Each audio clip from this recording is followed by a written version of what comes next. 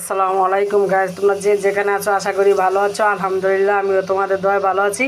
প্রতিদিনের মতন আজকেও তোমাদের মাঝে রান্নার ভিডিও নিয়ে আসছি। আজকে ব্রয়লার মুরগি দিয়ে বিরিয়ানি রান্না করব।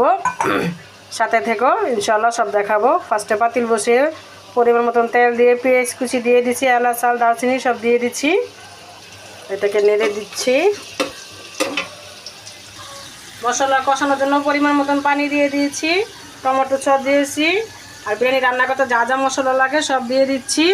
জায়ফল দিয়েছি, জায়িত্রী দিয়েছি, কাঠবাদাম দিয়েছি, তারপরে আদা রসুনের পেস্ট দিয়েছি, কালারের জন্য মরিচের ফাঁকি দিয়েছি, তোমার টেস্টিং সল্ট দিয়েছি, রাঁধুনি বিরিয়ানি মশলাটাও দিয়েছি। তোমার তেহারি বলো বিরিয়ানি বলো, আমি যে কোনো একটা দিয়েছি, তেহারিটা দিয়েছি। তোমার এখানে মশলা যখন কষাইতেছি, মশলা যত কষাবে ততই খাবারের টেস্ট ভালো হবে, ভালো লাগবে।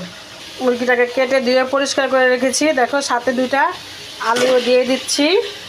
বাচ্চারা বিরিয়ানির সাথে আলু দিলে খেতে অনেক ভালোবাসে, কিংবা ওরা আলু অনেক পছন্দ করে। আমার ছেলে মেয়ে দুটোটাই আলু অনেক পছন্দ। তোমার দিয়ে দিচ্ছি মটরশুঁটিটা ডিপে ছিল, বের করে দিয়ে দিয়েছি। মুরগিটা কষানো হয়ে গেছে। এখন এই যে পরিমাণ মতন পানি দিয়ে দিচ্ছি।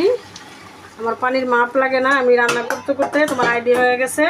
তোমাদের যদি এরকম ছোট পাতিলা থাকে, ছোট পাতিলার এক পাতিলা পানি দিয়ে দিবে। আর ব্রয়লার মুরগি 10-15 মিনিটের বেশি সিদ্ধ করতে হয় না, তাহলে একদম গলে যাবে। এই যে দেখো, এখন দিয়ে দিচ্ছি পাউডার দুধ আর কাঁচামরিচ কয়েকটা দিয়ে এটাকে তাড়াতাড়ি নেড়ে দিতে হবে গরম পানি যাতে। পানিটা বলকে গেছে, এখন দিয়ে দেবো পোলার চাল। আগে থেকে ধুয়ে আমি 30 মিনিট রেখেছি। এই যে এখন এই চালটাকে দিয়ে দিচ্ছি। আর আমি চালটা ওইভাবে মাংসের সাথে ভাজি না। তোমরা যদি চালটা ভাজতে চাও তাহলে মাংসের সাথে ভেজে নিবে। আমি গরু দিয়ে রান্না করি কিংবা ব্রয়লার মুরগি দিয়ে রান্না করলে এইভাবেই করি। মাংসটা সুন্দর করে সিদ্ধ করে কষিয়ে গরম পানি দিয়ে চালটা দিয়ে দিই। এখন দিয়ে দিচ্ছি পরিমাণ মতন ঘি।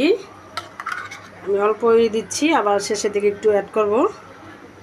সাথে দিয়ে দিচ্ছি 4টা আলু বোখারা আর কিশমিশ। আর এখানে তোমার 2.5 কেজি একটা ব্রয়লার মুরগি, 1 কেজি পোলার চাল দিয়ে দিচ্ছি। পানিটা প্রায় শুকিয়ে গেছে, এখন দিয়ে দিচ্ছি একটু কেওড়া জল। আর এটা দমে বসিয়ে দিব 30 মিনিটের জন্য। বিরিয়ানিটা হয়ে গেছে। দেখো বিরিয়ানিটা একদম ঝরঝরা হয়েছে। ইনশাল্লাহ আমার বিরিয়ানি বলো পোলাও বলো কোনোটাই আমার নরম হয় না, অনেক ঝরঝরা হয়েছে। যদি তোমাদের বিরিয়ানি রেসিপি ভালো লাগে লাইক কমেন্ট শেয়ার করো।